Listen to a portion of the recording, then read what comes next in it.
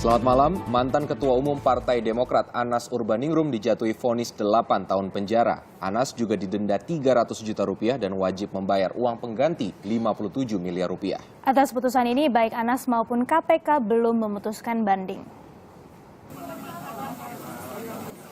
Majelis Hakim Tindak Pidana Korupsi menjatuhkan hukuman 8 tahun penjara dan denda 300 juta rupiah subsidiar 3 bulan kurungan terhadap Anas Urbaningrum.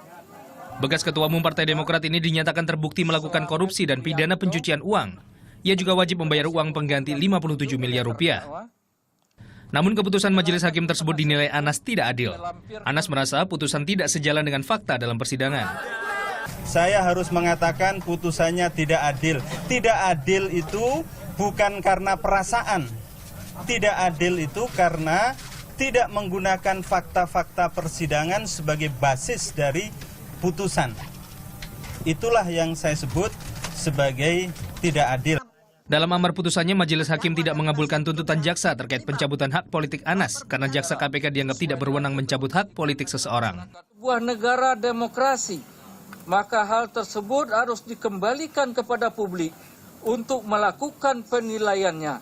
Apakah seseorang itu layak atau tidak layak untuk dipilih dalam jabatan publik. Punya waktu 7 hari untuk mengajukan banding, KPK belum membulatkan keputusan. KPK masih akan mempelajari pertimbangan hakim, termasuk soal pencabutan hak politik Anas. Setiap hakim punya pendapat yang bisa berbeda, ya. Dan tuntutan hukuman tambahan, yaitu pencabutan hak untuk dipilih ya, dalam jabatan publik, itu tentu bisa berbeda antara hakim di tingkat banding dengan hakim di tingkat kasasi. Nah, sekarang untuk Anas Urbaningrum menurut hakim di tingkat pertama itu tidak diperlukan sehingga tidak dikabulkan.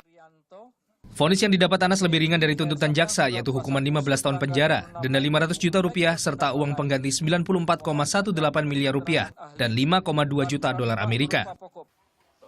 Sementara itu, memantau dari kediamannya di Blitar, Jawa Timur, Imam Mu'anam juga tanggapi vonis Anas. Paman Anas Urbaningrum ini merasa keputusan hakim terlampau berat. Ia dan seluruh keluarga yakin seluruh dakwaan yang dituduhkan terhadap Anas tidak benar. Menurut keluarga sebenarnya terlalu berat karena keluarga mengharap bebas dari keputusan hukuman itu. Namun itulah palu yang telah diketukkan oleh hakim.